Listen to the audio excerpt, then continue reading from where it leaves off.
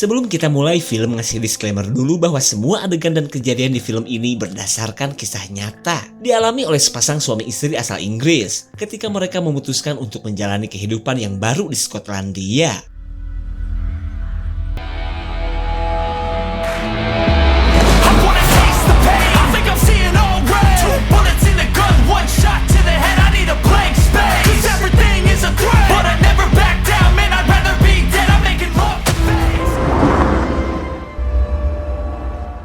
Cerita berawal dari perjalanan Sarah dan Ed, si turis asal Inggris yang akan membeli rumah di daerah terpencil yang berada di Skotlandia. Sarah pun adalah yang paling ngebet tinggal di daerah susah sinyal seperti ini, karena jauh dari hingar-bingar kota yang membuatnya sudah muak.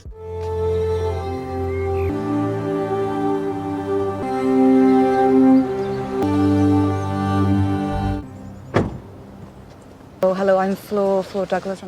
Singkat cerita, mereka disambut pihak bank yang akan menjual komplek rumah peternak dengan luas tanah berhektar-hektar. Sarah pun begitu antusias saat wanita ini menunjukkan rumah jadul yang membuat Sarah serasa berada di tahun 1900-an.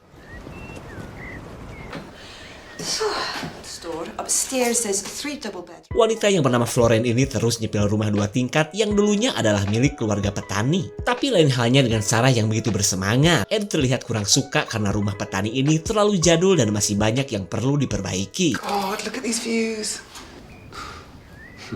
What happened with the previous owner? Floren memberitahu bahwa pemilik pertama rumah ini dulunya kelilit utang bekas biaya peternakan babi. Namun setelah rumah ini disita pihak bank, keluarga Nixon yang punya banyak anak dan cucu itu tidak pernah terdengar lagi kabarnya.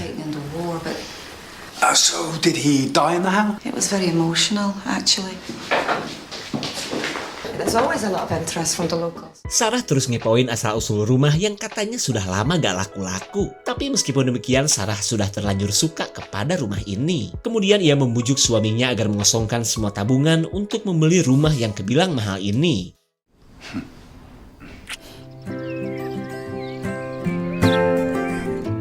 Singkat cerita, mereka akhirnya membeli rumah bekas keluarga Nixon. Sarah pun terlihat bersemangat beres-beres, apalagi mulai dari sekarang, ia resmi menjadi warga Skotlandia.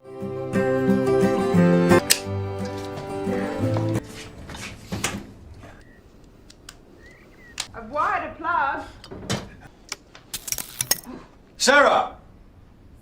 Akibat asal nyambungin kabel kelistrikan rumah akhirnya koslet. Lalu ketika Ed mencoba menjadi Kang PLN, Sarah melihat sebuah sepeda terparkir di depan rumah. Siapa ya? Mereka jelas heran oleh kedatangan seorang bocil tanpa mengeluarkan sepatah kata apapun. Bahkan ketika ditawari Goryeo, tuh bocah langsung pergi begitu saja. Meskipun terlihat aneh, menurut Ed mereka gak usah ambil pusing. Mending jalan-jalan ke tengah kebun yang kini sudah sah milik mereka. Can we not light it without burning the house down?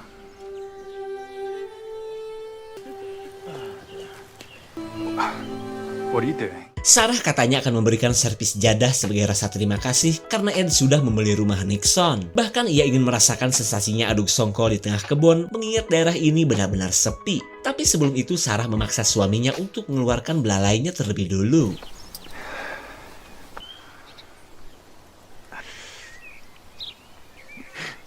Sarah.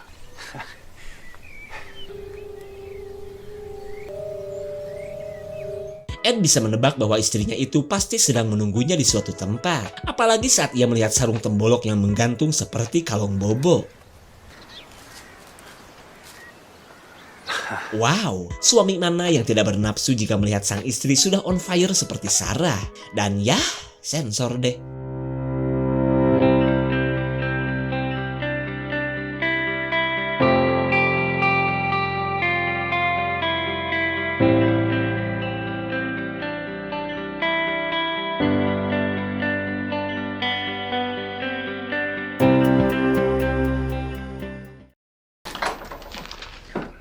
Mereka melewati malam dengan gelap-gelapan akibat kecerobohan Sarah ngoprek listrik. Dan karena terlalu takut pergi keluar, Sarah menyuruh Ed untuk mengambilkan odol Ritaden yang ketinggalan di mobil. Tapi sayang, Ed yang lagi mimpi seru malah ganti pose daripada menuruti perintah Sarah.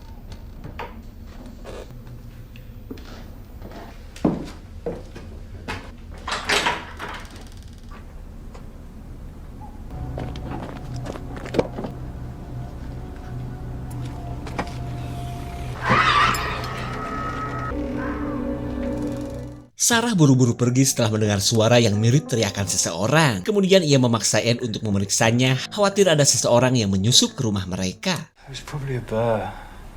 I can't, not until you've been out there and had Ed merasa mungkin itu mah cuma seekor careh atau rubah yang numpang polor di dalam gudang. Namun karena Sarah terus memaksa, Ed terpaksa keluar untuk mengeceknya.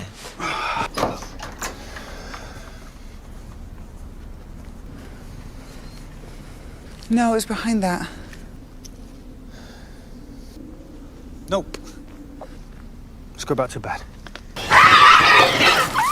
Tuh kan, meskipun mereka heran ya anak bagong dari mana, setidaknya Sarah kini merasa lega. Lanjut mereka pun kembali ke kamar di tengah kelakuan Ed yang terus menggoda istrinya.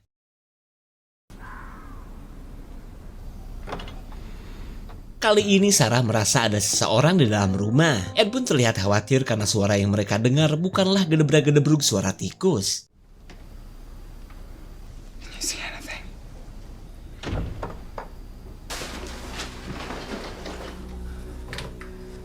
Ulah ngaganggu imah batur atuh.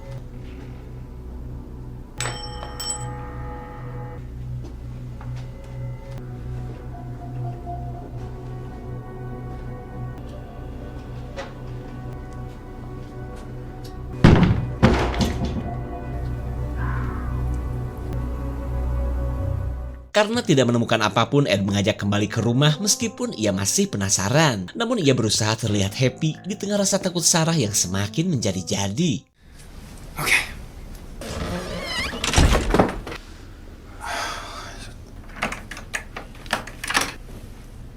Ed?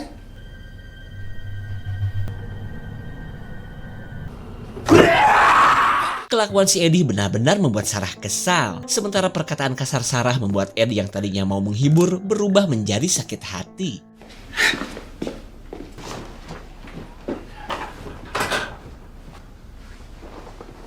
Maybe we should go find a B&B.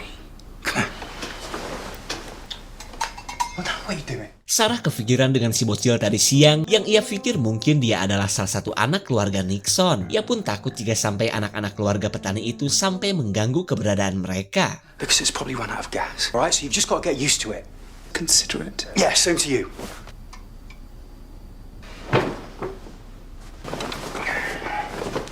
I saw some candles in the kitchen. Sarah meminta Ed mengambilkan lilin di dapur karena ia ogah tidur gelap-gelapan seperti ini. Ed yang sudah emosi pun bergegas pergi agar istrinya cepat tidur dan berhenti mengganggunya. No, you stay here.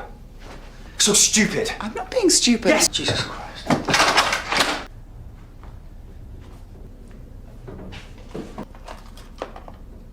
Akhirnya Ed menemukan stok sikring listrik yang sejak tadi siang ia butuhkan. Lalu tanpa berlama-lama ia mengatasi listrik agar kembali menyala.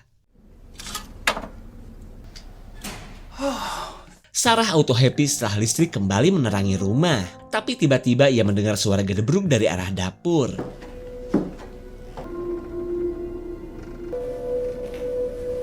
Sarah heran kenapa Ed tiba-tiba menghilang. Ini teh prank? Atau laki gue ada yang nyulik? Dan satu hal yang tidak ia mengerti, kenapa nih pintu belakang sudah terbuka seperti ini. Ed?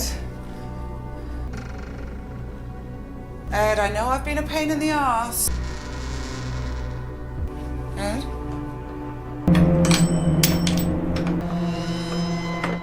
Sarah langsung sembunyi saat orang-orang bertopeng memasuki rumah. Ia pun curiga orang-orang inilah yang telah menangkap dan menculik suaminya. Lalu ketika ada kesempatan, Sarah berusaha kabur untuk mencari pertolongan.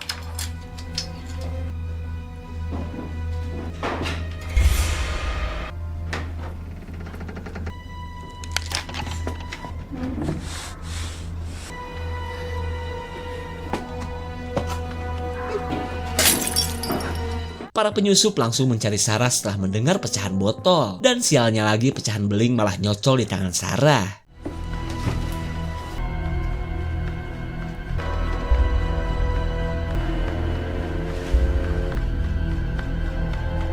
She's gone out a window!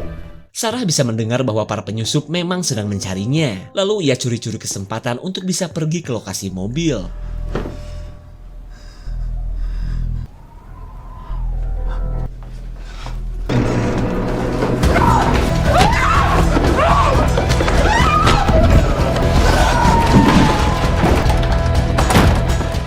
Sarah bingung bagaimana cara ke mobil di tengah kelakuan para penyusup yang entah maunya apa. Lalu ia gercep memblokir pintu sebelum para begal bertopeng masuk kamar.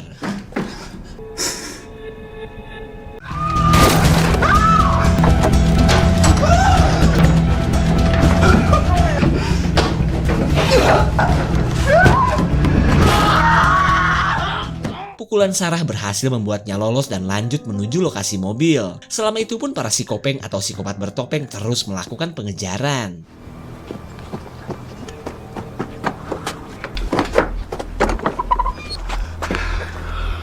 Ternyata para psikopeng sudah merusak dan menyabotase mobil agar tidak menyala. Kemudian Sarah lanjut mencari tempat sembunyi saat salah satu psikopeng mendekati mobil.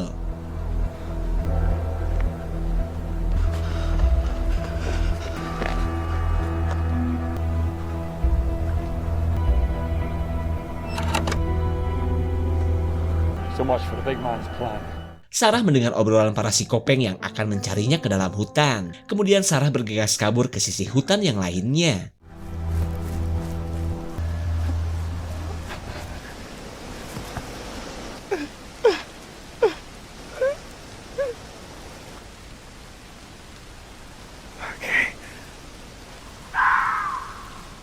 Sarah kini mengerti bahwa suara-suara seperti ini adalah cara para psikopeng berkomunikasi. Lalu ia segera kabur saat salah satu dari mereka hampir menemukannya.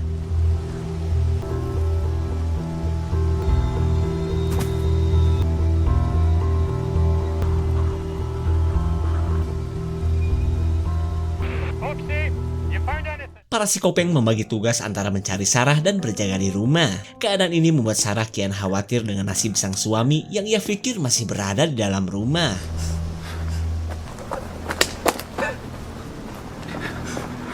Sarah melihat sebuah mobil yang sepertinya milik para psikopeng. Ia pun berharap mobil ini bisa ia gunakan untuk kabur dan lanjut mencari bantuan.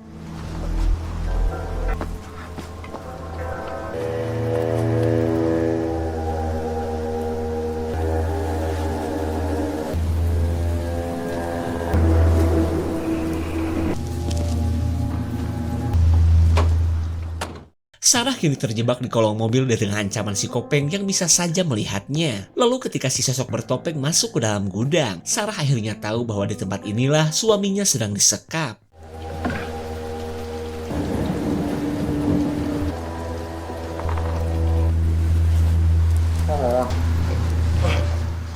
Si pria bertopeng begitu happy saat mempermainkan Ed menggunakan seekor babi. Di saat itu pula Sarah mengumpulkan keberanian untuk melakukan perlawanan.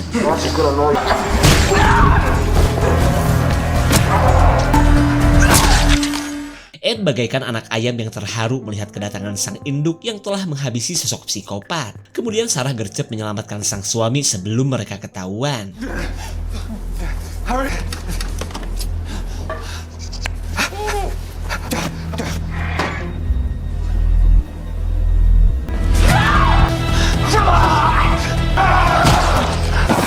Untung saja Ed keburu berhasil menghantam si kopeng sampai ke leher. Lalu ketika akan kabur, Sarah menyuruh Ed untuk mengambil kunci mobil para si kopeng.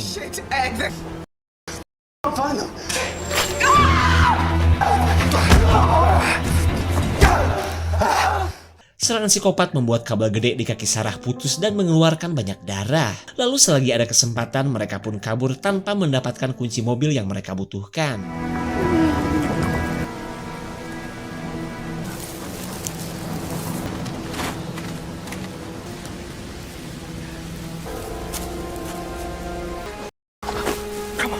Sarah gak kuat berjalan akibat luka sobek di kakinya. Kemudian Ed berencana untuk mengalihkan perhatian para si kopeng sampai nantinya mereka bertemu di jalan utama. Tapi sebelum itu Ed gercep menyembunyikan Sarah sampai kembali kuat berjalan. You see his face? You hear that?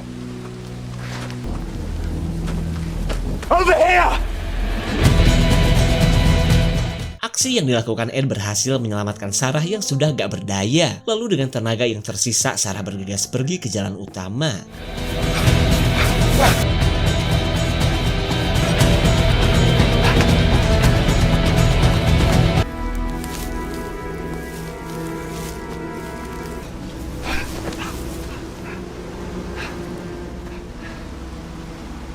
Ed heran kok bisa-bisanya ada sepeda di tengah kebun seperti ini. Lanjut, ia pun sembunyi saat mendengar kedatangan para si kopeng berkepala babi. I know you're out here. Dengan satu kali gerakan saja, si kopeng pun kelenger menghantam batu. Kemudian Ed penasaran akan sosok psikopat yang terus memburu ia dan istrinya.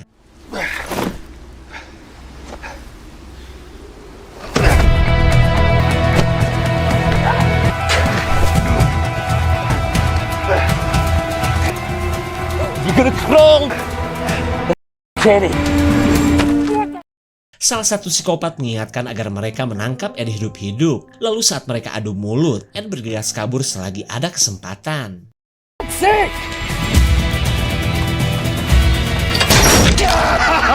Ed akhirnya gak bisa kabur lagi setelah kakinya terkena jebakan binatang. Hingga tak lama kemudian para si kopeng pun datang dan bisa dengan mudah untuk menangkapnya kembali.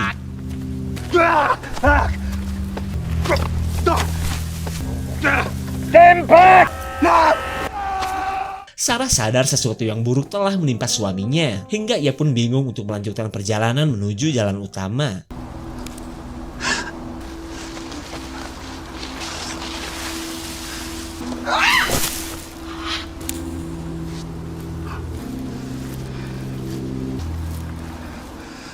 Untuk kedua kalinya Sarah melihat si bocil yang kemarin. Lalu tanpa mengeluarkan sepatah kata apapun, nih bocah ujug-ujug memberikan air minum. Sarah senang dong, haus. Lalu ketika Sarah menanyakan arah ke jalan utama, si bocah tiba-tiba pergi dan dianggap Sarah akan mengantarkannya ke tempat yang ia minta.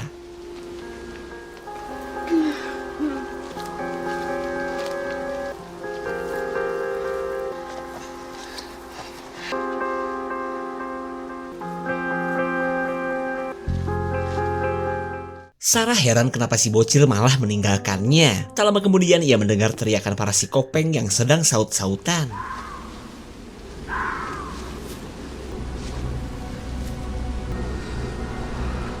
Sarah menemukan Sal yang ternyata sudah berada di tas milik si bocil. Ia pun heran kapan tuh bocah mencuri barang-barang receh seperti ini. Dan sekedar informasi aja guys ya, adegan ini terjadi setelah Ed dibawa para si kopeng seperti yang kita lihat di awal film.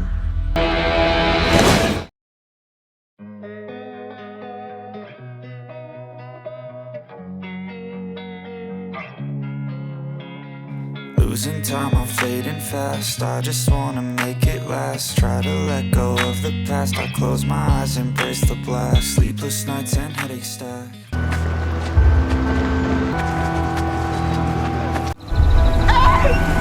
Sarah yang gak bisa kabur lagi akhirnya pasrah jika hidupnya akan berakhir di tangan orang-orang yang entah maunya apa. Hingga para si kopeng bisa dengan mudah membawa Sarah dan Ed entah kemana.